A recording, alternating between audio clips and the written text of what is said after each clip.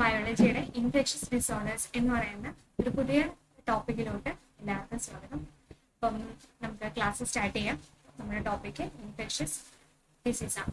അപ്പൊ infectious disease എന്ന് പറഞ്ഞു കഴിഞ്ഞാൽ മൈക്രോബിയൽ പത്തോജൻസ് സ്പ്രെഡ് ചെയ്യുന്ന ഡിസോർഡേഴ്സ് ആണ് എന്ന് പറയുന്നത് ഇൻഫെക്ഷസ് ഡിസീസ് എന്ന് പറഞ്ഞു കഴിഞ്ഞാൽ. അപ്പൊ ഈ എന്താണ് പത്തോജൻസ് എന്ന് പറഞ്ഞു കഴിഞ്ഞാൽ? പത്തോജൻസ് എന്ന് പറഞ്ഞാൽ രോഗകാരികളാണ് അല്ലേ. അത് ഏതൊക്കെ ഉണ്ടാവാം? വൈറസ് വരാം, ബാക്ടീരിയ വരാം, ഫംഗസ് വരാം, പാരസൈറ്റ്സ് ഓക്കെ അല്ലേ. അപ്പൊ ഇൻഫെക്ഷസ് ഡിസീസ് എന്ന് പറഞ്ഞാൽ ദ ഡിസീസ് ദാറ്റ് മൈക്രോബിയൽ പത്തോജൻസ് ഉണ്ടാക്കുന്ന ഡിസീസ് ആണ് ഇൻഫെക്ഷസ് ഡിസീസ് എന്ന് പറയുന്നത്. അപ്പൊ നമുക്ക് അതുമായിട്ട് റിലേറ്റ് ചെയ്തത് കുറച്ച് ടെർമിനോളജീസ് നോക്കി കഴിഞ്ഞു കഴിഞ്ഞാൽ സ്റ്റഡി ഓഫ് ഡിസീസ് എന്താണ്? Study of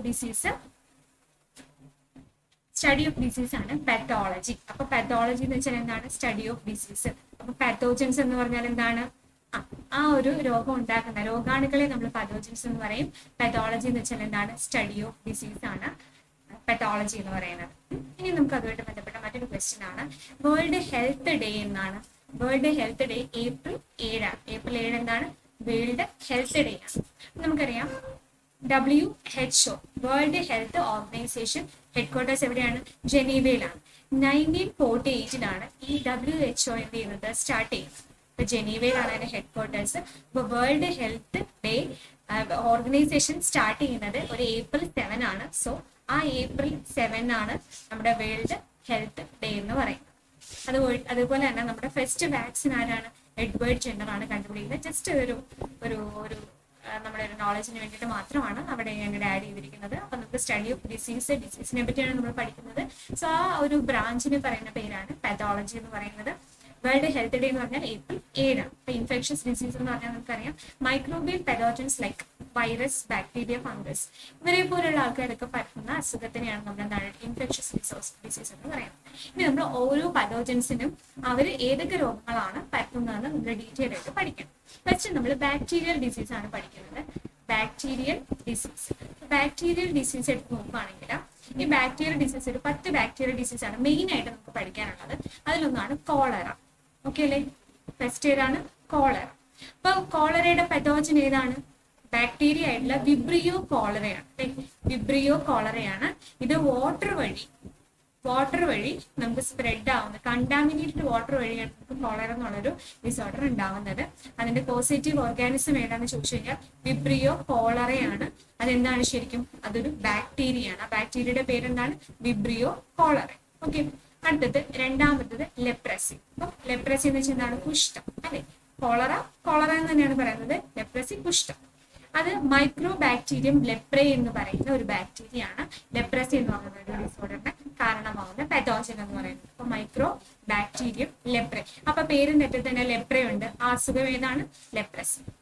okay. Cholera, vibrio കോളറയിലും കോളറ ഉണ്ടല്ലോ. അപ്പൊ നമുക്ക് ഓർത്ത് വെക്കാം. അപ്പൊ ഇതിനകത്ത് കൂടുതൽ ശ്രദ്ധിക്കേണ്ടത് ഈ ലെപ്രസി എന്നുള്ള ഡിസോർഡർ ഏത് ഓർഗാനിസം ആണ് അതിന്റെ പത്തോജൻ? അത് ബാക്ടീരിയ ആണെന്ന് ആലോചിച്ചാൽ. അപ്പൊ കോളറ, ലെപ്രസി. മൂന്നാമത് നമ്മൾ പഠിക്കുന്നത് പെർറ്റൂസിസ് എന്ന് പറയുന്നത് വില്ലൻ ചുമ എന്ന് പറയും. ഓക്കെ അല്ലേ? വില്ലൻ ചുമ എന്ന് പറയുന്ന ഈ ഡിസോർഡർ. അപ്പൊ നമുക്കറിയാം ഈ കുഷ്ഠം എന്ന് അതേപോലെ പെർറ്റൂസിസ് എന്ന് പറയുന്നത് ബോറ്റല്ല പെർറ്റൂസിസ്. ഇവിടെ നോക്കിക്കഴിഞ്ഞാൽ അതിന്റെ പേരില് ആ അസുഖത്തിന്റെ പേരുമായിട്ട് റിലേറ്റ് ചെയ്തിട്ട് തന്നെയാണ് പറയുന്നത്. അപ്പൊ നമുക്ക് കണ്ടുപിടിക്കാൻ എളുപ്പമാണ്. പക്ഷെ ഇതൊരു ബാക്ടീരിയൽ ഡിസോർഡർ ആണെന്ന് ആലോചിച്ച് വെക്കണം. പെർറ്റൂസിസ് എന്ന് വെച്ചാൽ വില്ലൻ ചുമ. അതൊരു എയർബോൺ ഡിസോർഡർ ആണ് അല്ലെ. അപ്പൊ എയർ വഴി, അതായത് വായു വഴിയായിരിക്കും അതെന്ത് ചെയ്യുന്നത്? സ്പ്രെഡ് ചെയ്യുന്നത്. അപ്പം പെർറ്റൂസിസ് ഒരു ബാക്ടീരിയൽ ഡിസോർഡർ ആണ്. അടുത്തത് ടെറ്റനസ് എന്താണ്? Clostridium tetani. ഇതും എന്താണ്? ഒരു ബാക്ടീരിയൽ ഡിസീസ് ആണ്. ടെറ്റനസ് ഉണ്ടാക്കുന്നത് ആരാണ്? Clostridium tetani. അടുത്തത് ട്യൂബർകുലോസിസ്. അറിയാലോ ട്യൂബർകുലോസിസ് എന്താണ്? ക്ഷയം അല്ലെ. ട്യൂബർകുലോസിസ് ഉണ്ടാക്കുന്ന microorganism mycobacterium tuberculosis. അപ്പം നമ്മൾ 5 ബാക്ടീരിയൽ ഡിസോർഡേഴ്സിനെ പറ്റിയാണ് നമ്മൾ പഠിച്ചത്. Cholera, vibrio cholera, leprosy, mycobacterium leprae, pertussis എന്ന് പറഞ്ഞു കഴിഞ്ഞാല് ബോറ്റല്ല പെർറ്റൂസിസ്, അതേപോലെ tetanus, clostridium tetani. Last tuberculosis എന്താണ്? ക്ഷയം, മൈക്രോ ബാക്ടീരിയം ട്യൂബർകുലോസിസ്. ഈ 5 ഡിസോർഡേഴ്സിന്റെയും പേരിന്റെ എൻഡിങ്ങിൽ തന്നെ അതുമായിട്ട് റിലേറ്റ് ചെയ്തിട്ടുള്ള വേർഡ് ഉണ്ട് അല്ലെ. Cholera, leprae, pertussis, tetani, tuberculosis. അതുകൊണ്ട് തന്നെ ഇവരെന്താണ് ഐഡന്റിഫൈ ചെയ്യുന്നതിനേക്കാൾ കൂടുതൽ ഇതൊരു ബാക്ടീരിയൽ ഡിസീസ് എക്സാമ്പിൾ. അപ്പൊ താഴെ കൊടുത്തിരിക്കുന്നതിൽ ബാക്ടീരിയൽ ഡിസീസ് ആയത് ഏതൊക്കെ അല്ലെങ്കിൽ അല്ലാത്തത് ഏതൊക്കെയാണെന്ന് ക്വസ്റ്റ്യൻ വന്നു കഴിഞ്ഞാൽ നമുക്ക് എന്ത് ചെയ്യാൻ പറ്റും? സിമ്പിൾ ആയിട്ട് കോളറ എന്ന് വെച്ചാൽ എന്താണ്? ഒരു ബാക്ടീരിയൽ ഡിസീസ് ആണ്. ഇതൊരു വാട്ടർ കണ്ടാമിനേറ്റഡ് വാട്ടർ ആണ് ഇതിന്റെ ഇങ്ങനെ രോഗം പടരാൻ കാരണമാവുന്നത്. അതുപോലെ ലെപ്രസി എന്ന് പറയുന്നത് മൈക്രോബാക്ടീരിയം ലെപ്രയാണ്. പോസിറ്റീവ് ഓർഗാനിസം ബാക്ടീരിയ ആണ്. പെർട്ടൂസിസ് എന്ന് പറഞ്ഞാൽ വില്ലൻ ചുമയാണ്, അതും എന്താണ് ബാക്ടീരിയൽ ഡിസീസ് ആണ്. ടെറ്റനസും ട്യൂബർകുലോസിസും അതേപോലെ ബാക്ടീരിയ വഴി പകരുന്ന അസുഖങ്ങളാണ്. അടുത്ത നമ്മുടെ ഡിപ്തീരിയ എന്ന പേര് കേൾക്കുമ്പോൾ തന്നെ അറിയാം എന്താണ്, മുണ്ടിനീര് എന്ന് പറയും. ഡിപ്തീരിയ എന്ന് പറഞ്ഞാൽ എന്താ, മുണ്ടിനീര്. Diphtheria bacteria. അപ്പൊ ഡിപ്തീരിയ എന്നുള്ളത് ഒരു ബാക്ടീരിയൽ ഡിസീസ് ആണ്. നമ്മൾ എങ്ങനെ ഐഡന്റിഫൈ ചെയ്യുന്ന പേരുകൊണ്ട് നമുക്ക് ഐഡന്റിഫൈ ചെയ്യാൻ പറ്റും, diphtheria bacteria. So corynebacterium diphtheria എന്ന് പറയുന്ന ഒരു ബാക്ടീരിയയാണ് ഡിപ്തീരിയ ഉണ്ടാകുന്നത്. സോ ഡിപ്തീരിയ ബാക്ടീരിയ, കോളറ, അതേപോലെ ട്യൂബർകുലോസിസ്, ടെറ്റനസ്, ഇതെല്ലാം എന്താണ് ബാക്ടീരിയൽ ഡിസീസ് ആണ്. അടുത്തത് നമ്മൾ പ്ലേഗ് ആണ് പഠിക്കുന്നത്. പ്ലേഗ് എന്താണ്, യെർസീനിയ പെസ്റ്റിസ് എന്ന് പറയുന്ന ഒരു തരം പെസ്റ്റ്, നമുക്ക് വിങ്സ് ഇല്ലാത്ത ഫ്ലൂ ഉണ്ടാക്കുന്ന ഒരു തരം അസുഖമാണ് പ്ലേഗ് എന്ന് പറഞ്ഞു കഴിഞ്ഞാൽ. അതായത് വിങ്സ് ഇല്ലാത്ത നമ്മുടെ ഒരു പെസ്റ്റ് ഉണ്ടാക്കുന്ന ഒരു തരം അസുഖമാണ് പ്ലേഗ് എന്ന് പറയുന്നത്. അതേപോലെ നെക്സ്റ്റ് ഗൊണീറിയ എന്ന് പറയുന്ന ഡിസോർഡർ ഒരു ബാക്ടീരിയൽ ഡിസീസ് ആണ്. നീസീറിയ ഗൊണീറിയ എന്ന് പറയുന്നതാണ് ഇതിന്റെ പോസിറ്റീവ് ഓർഗാനിസം എന്ന് പറയുന്നത്. ഗൊണീറിയയും ഒരു ബാക്ടീരിയ, ഗൊണീറിയം സിഫിലിസ് അല്ലെ. ഈ ഗൊണീറിയയും സിഫിലിസും എന്ന് പറയുന്നത് എന്താണ്, ബാക്ടീരിയൽ ഡിസീസ് ആണ്. ട്രെപ്പനോമ പല്ലേഡിയം ആണ് സിഫിലിസ് എന്ന് പറയുന്ന അസുഖത്തിന്റെ രോഗകാരിയാരാണ്, ട്രെപ്പനോമ പല്ലേഡിയം. ലാസ്റ്റ് വൺ നമ്മൾ പഠിക്കുന്നത് ടൈഫോയിഡ് ആണ്. Typhoid, സാൽമണല്ല typhi. അപ്പൊ നമുക്കിതിൽ പോസിറ്റീവ് ഓർഗാനിസം ബാക്ടീരിയ ആണ് എന്ന് ഓർത്തിരിക്കണം. അതേപോലെ ഇപ്പൊ സാൽമണല്ല ടൈഫി അല്ലെങ്കിൽ കോറിനി ബാക്ടീരിയം ഡിപ്തീരിയ ഇങ്ങനെയുള്ള ഡിസോർഡേഴ്സിന്റെ ഒക്കെ പേരിന് ആ മൈക്രോ ഓർഗാനിസത്തിന്റെ കൂടെ തന്നെ ആ ഒരു ഡിസോർഡറിന്റെ പേരും കൂടി പറയുന്നത് കൊണ്ട് നമുക്കത് ഓർത്ത് വെക്കാൻ എളുപ്പമായിരിക്കും. അതേസമയത്ത് പ്ലേഗ്, ഗൊണേറിയ, സിഫിലിസ് ഇവര് മൂന്നുപേരും നിങ്ങൾ സെപ്പറേറ്റ് തന്നെ മാർക്ക് ചെയ്ത് എഴുതി ഇമ്പോർട്ടന്റ് ആയിട്ട് നമ്മൾ പഠിക്കേണ്ട കാര്യമാണ്. പ്ലേഗ് ആണെങ്കിൽ യെർസീനിയ പെസ്റ്റിസ്, ഗൊണേറിയ ആണെങ്കിൽ നെസീറിയ ഗൊണേറിയ, അതൊക്കെ ആണല്ലേ, ഗൊണേറിയ ഉണ്ട് അതിനകത്ത്. അതേപോലെ സിഫിലിസ്, ട്രെപ്പനോമ പല്ലേഡിയം. അപ്പൊ ഇവരൊക്കെ എന്താണ്, ഇവര് ബാക്ടീരിയൽ ഡിസോർഡേഴ്സ് ആണ്. അപ്പൊ ബാക്ടീരിയൽ ഡിസീസ് ആണ് bacteria gonorrhoea, syphilis bacteria, typhoid bacteria, tetanus, typhoid, cholera ഇവര് മൂന്നുപേരും ഒരുമിച്ച് പഠിക്കാൻ പറ്റും. ടെറ്റനസ്, അതേപോലെ ടൈഫോയിഡ്, കോളറ ഇവര് മൂന്നുപേരും ബാക്ടീരിയൽ ഡിസീസ് ആണ്. ഡിഫ്തീരിയ ബാക്ടീരിയൽ ഡിസീസ് ആണ്. പ്ലേഗ് ആണ്. ഓക്കെ അല്ലേ. അപ്പൊ നമ്മുടെ ബാക്ടീരിയൽ ഡിസീസ് ഒരു 10 ബാക്ടീരിയൽ ഡിസീസ് ആണ്, എഴുതി പഠിക്കണം.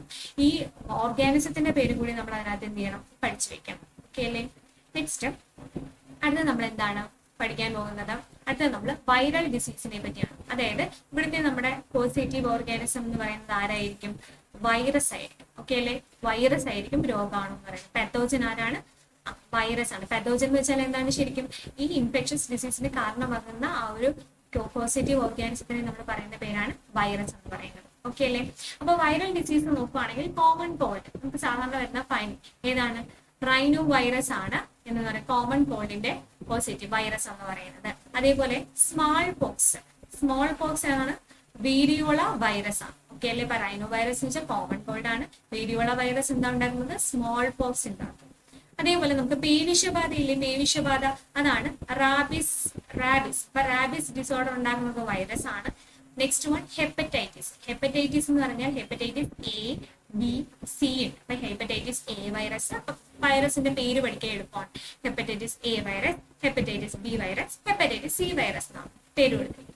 അടുത്തത് മീസിൽസ് ഉണ്ടാക്കുന്നത് റൂബിയോള വൈറസ് ആണ് കേട്ടോ. റൂബിയോള വൈറസ് ഉണ്ടാക്കുന്നത് ഏത് വൈറസ് ഡിസോർഡർ ആണ്, ഏത് ഇൻഫെക്ഷൻസ് ഡിസീസ് ആണെന്ന് ചോദിച്ചു കഴിഞ്ഞാൽ അത് എന്താണ്, മീസിൽസ് ആണ്.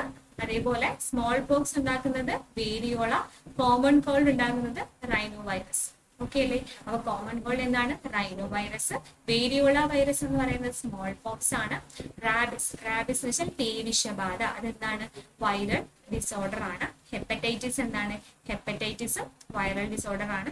മീസിൽസ് എന്താണ്, അത് വൈറൽ ഡിസീസ് ആണ് കേട്ടോ. അപ്പൊ നമ്മള് ഈ വൈറസ് ഡിസീസ് പഠിക്കുന്ന സമയത്ത് നമുക്ക് സാധാരണ വരുന്ന പനിയൊക്കെ ആണെങ്കിൽ അതൊക്കെ വൈറസ് ആണ്. അത് നിങ്ങൾക്ക് നല്ല പരിചയമുള്ള കൊറോണ അല്ലെ, കോവിഡ്-19 ഏതാണ്, അത് കൊറോണ വൈറസ് ആണ് അല്ലെ. അത് ചോദിച്ചാൽ നമുക്ക് ഈസി ആയിട്ട് എഴുതും അല്ലെ, കണ്ണു അടച്ച് നമ്മൾ ആൻസർ ചെയ്യും. കോവിഡ് കൊറോണ വൈറസ് ആണ്. അതേപോലെ പോളിയോ എന്താണ്, പോളിയോ പോളിയോ വൈറസ് ആണ്. പോളിയോ എന്ന് പറയുന്നത് ഒരു വൈറൽ ഡിസീസ് ആണ്. പോളിയോ ഉണ്ടാകുന്നത് എന്താണ്? Polio virus. ആ പേരിനകത്ത് തന്നെയുണ്ട് പോളിയോ വൈറസ് എന്ന് പറയുന്നത്. അടുത്ത് ഇൻഫ്ലുവൻസ. ഇൻഫ്ലുവൻസ ഉണ്ടാക്കുന്നത് ഏതാണ്? ഇൻഫ്ലുവൻസ വൈറസ് ആണ്. It is an RNA virus ആണ്. RNA ഇതിന്റെ ജനറ്റിക് മെറ്റീരിയൽ എന്തായിരിക്കും? RNA ആണ്. അടുത്തത് എൻസെഫലൈറ്റിസ്.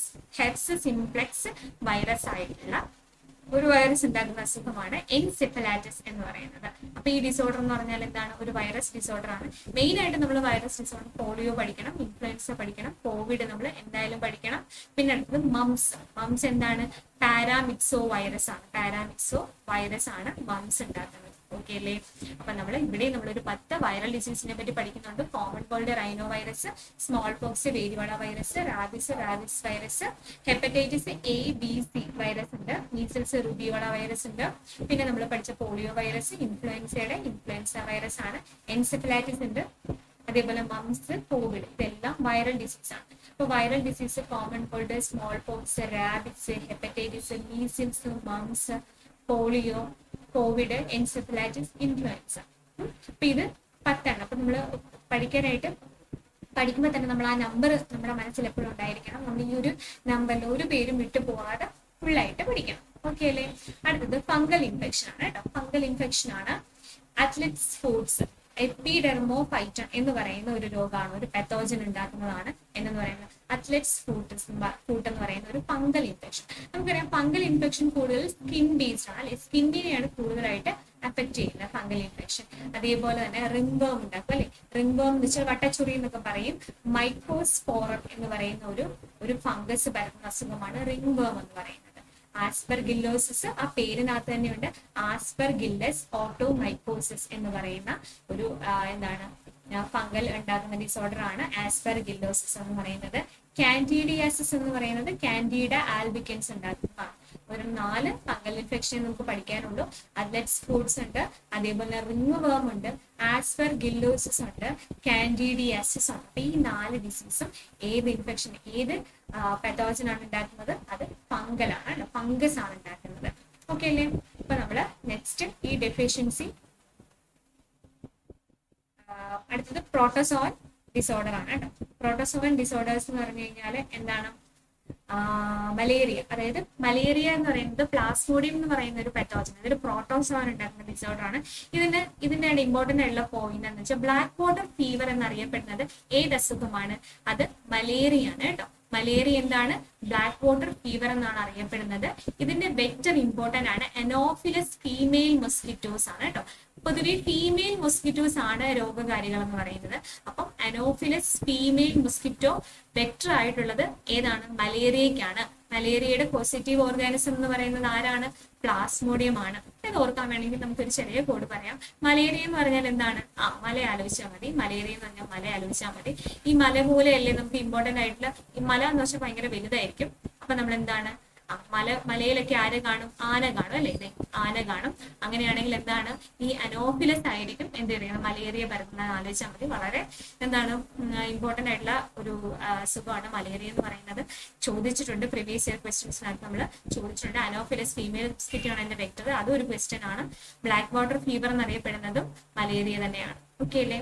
അടുത്തത് എലിഫന്റിയാസിസ് എന്ന് പറയുന്നത് ഫൈലേറിയൻ വേം ഉണ്ടാക്കുന്ന ഒരു അസുഖമാണ് എലിഫന്റിയാസിസ് എന്ന് പറയുന്നത്.